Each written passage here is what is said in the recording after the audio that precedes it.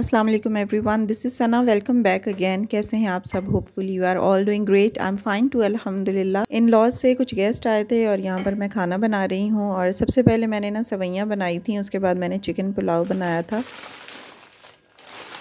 ये जो blue packet वाली सवैयाँ हैं ना, ये ऑलरेडी रखी हुई थी और ये क्वांटिटी में मुझे कम लग रही थी, तो मैं इम्तियाज़ से जाकर एक और पैकेट ले आई थी, क्योंकि ये बनाना काफ़ी आसान है, जल्दी बन जाती हैं और बहुत मज़े की भी बनती हैं। अच्छा, कल ना मैंने कोई व्लॉग अपलोड नहीं किया था क्योंकि टाइम मेरे पास बहुत शॉर्ट था। और वैसे भी अब मैंने ये सोचा है कि एक दिन छोड़कर व्लॉग अपलोड करूँगी। पहले मैं डेली बेसिस पे करती थी। डिपेंड्स ऑन टाइम या फिर मसरूफियत पे डिपेंड करता है हमारी कितनी मसरूफियत है, तो उस हिसाब से बस जब जब मुझे टाइम मिलता है ना, तो मैं व्लॉग बना लेती हूँ और अपलोड भी कर लेती हूँ। तो एनी हाउ यहाँ पर ना मैं सवैयाँ बना रही थी और मुझे लगा कि ये थोड़ा सा ना comparatively as compare to other desserts जल्दी बन जाने वाली रेसिपी है, तो मैंने इसी को सेलेक्ट किया था। अच्छा, मैं जिस तरीके से बनाती हूँ ना, बहुत इजी वे है और मेरे ख्याल से बहुत कॉमन वे भी यही है। और इसमें बस हल्का सा ऑयल लेकर ना, बहुत कम क्वांटिटी में 2 चम्मच मैंने ऑयल लिया था। इसको हल्का सा गर्म करने के बाद मैंने इसमें सवैयाँ ऐड कर दी थी और इसको ना हल्का सा फ्लिप फ्लॉप करें और थोड़ा सा फ्राई करने के बाद इसमें ना दूध ऐड कर देते हैं। और ये इतना मज़े का बनता है और बहुत ही सिंपल वे है।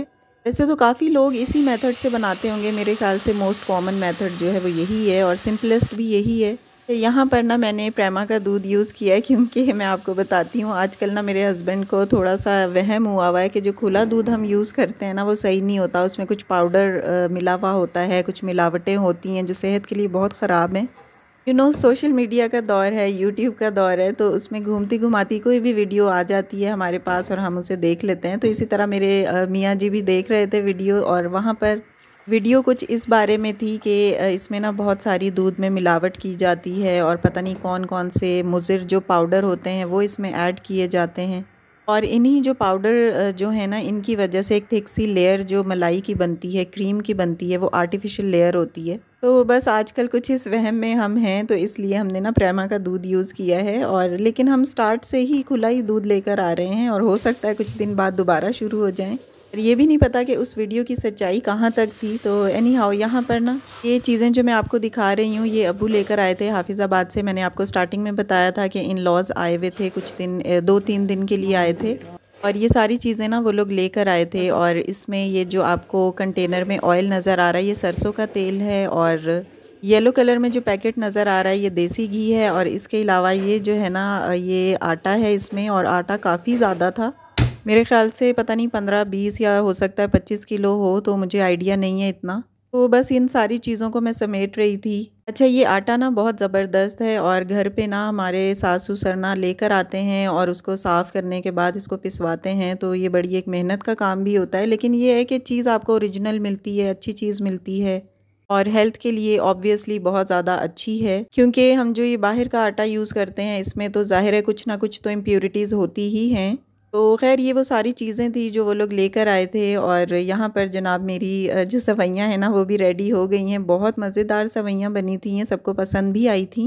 और अगर आप ये प्रेमा वगैरह या कोई भी आप डब्बे का दूध यूज़ करते हैं ना किसी भी डिज़र्ट में, तो मेरे ख़्याल से वो ना कुछ ज़्यादा मज़े का बनता है। और मैंने तो यही एक्सपीरियंस किया है। आप लोग बताइएगा कि आपको भी ऐसा फ़ील होता है कि खुले दूध की निस्बत अगर हम टेट्रा पैक का या फिर कोई भी पैकेज्ड दूध अगर हम यूज़ कर रहे होते हैं ना, तो उसका टेस्ट अलग होता है। इसके अलावा जो सूखा दूध होता है पाउडर्ड फॉर्म में, वो भी लोग इसमें ऐड कर रहे होते हैं टू इन्हेंस द फ्लेवर। सवैयाँ यहाँ पर रेडी हो गई हैं और अगर आप इसका फ्लेवर और ज़्यादा इन्हेंस करना चाहते हैं ना, तो इसके अंदर आप कंडेंस्ड मिल्क यूज़ कर लें इंस्टेड ऑफ शुगर।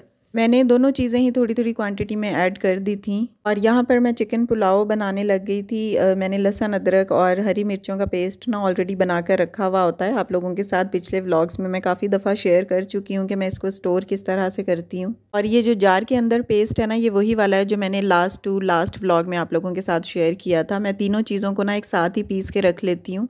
अगर टाइम हो तो क्यूब्स की फॉर्म में स्टोर कर लेती हूँ। लाइक आपके पास जो आइस क्यूब्स होती हैं ना, उसके अंदर इस पेस्ट को रख लें और जब ये अच्छी तरीके से जम जाए तो इसको निकाल कर ना किसी भी शॉपर में या जिप लॉक बैग्स या कोई भी बॉक्स के अंदर आप डाल लें और 1 बाय 1 करके ना आप खाने में यूज़ करते रहें, तो वो बहुत ही ज़्यादा कन्वीनियंट रहता है।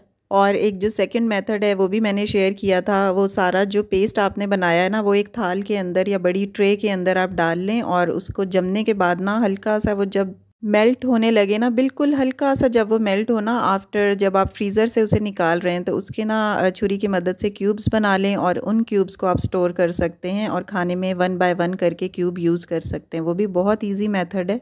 और जो भी बच जाता है पेस्ट वो इस तरह से जार में रख लें। तो मैंने भी जो मेरा पेस्ट बच गया था वो मैंने जार में रख कर नीचे फ्रिज में ही रखा था, ताकि उसको मैं डेली यूज़ कर सकूं। और बाकी जो ज़्यादा क्वांटिटी में जो बना हुआ था वो मैंने फ्रीज़ कर दिया था, क्योंकि फ्रिज में जो है वो ख़राब होने का भी डर होता है।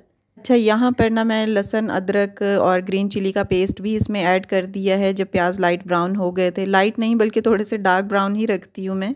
और उसके बाद मैंने टमाटर ऐड किए हैं। चावल का मसाला यहाँ पर बन रहा है और ये ना चावल थोड़ी ज़्यादा क्वांटिटी में थे। मैंने इतने ज़्यादा चावल ना मैं बनाती नहीं हूँ, या कोई भी खाना हो ना वो इतना ज़्यादा मुझे बनाना नहीं आता, क्योंकि अम्मी के पास जब थी, मैं जब शादी नहीं हुई थी तो मैं खाना बनाती ही नहीं थी सिरे से। और शादी के बाद जब मैं बनाती थी ना तो इतनी ज़्यादा फैमिली नहीं थी तो बहुत कम कम ही बनाती थी। तो बस मुझे वही आदत है कि मुझे ना ज़्यादा क्वांटिटी में मुझसे बनाया नहीं जाता। अगर बना भी लेती हूँ ना तो बहुत डरते डरते बनाती हूँ, लेकिन शुक्र है बन तो सही जाता है।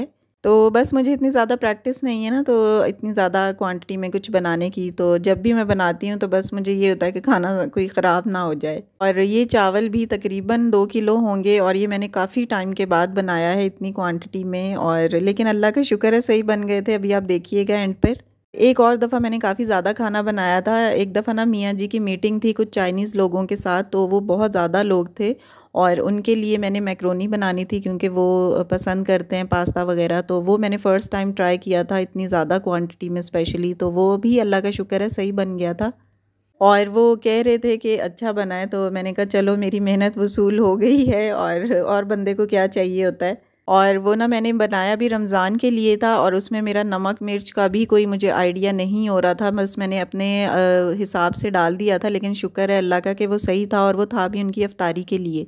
और साथ उन्होंने कहा था कि ये लोग ना अफ्तारी में, हम लोग ठंडे मशरूबात वगैरह पीते हैं ना, तो ये लोग कहवा वगैरह पीते हैं। तो साथ मियाँ जी कह रहे थे कि कहवा भी बना दो। मैंने कहा ये मुझसे नहीं होगा, क्योंकि कहवे का मुझे बिल्कुल आइडिया नहीं है कि वो कैसा पीते हैं।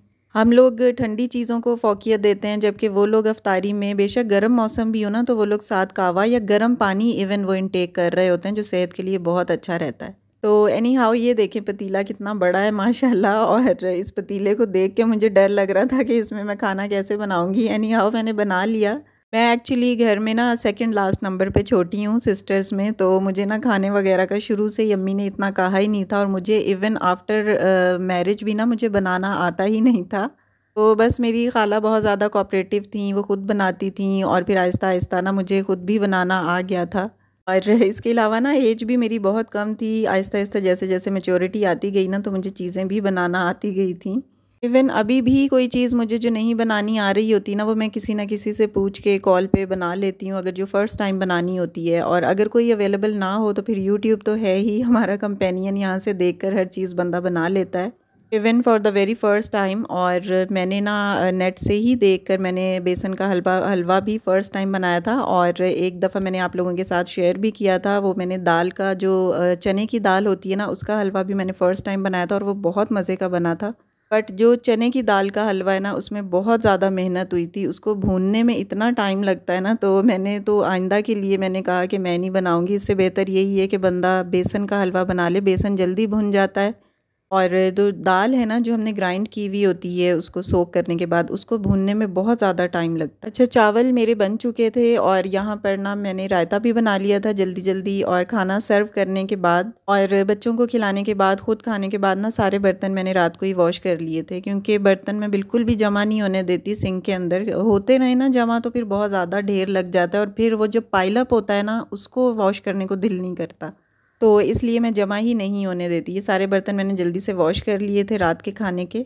सो this is all about today's vlog. Video अच्छी लगी हो तो लाइक कर दीजिएगा। If you are new on my channel please do subscribe. See you soon in the next video इंशाल्लाह। Till then stay happy, stay fit and take very good care of your self. अल्लाह हाफिज़।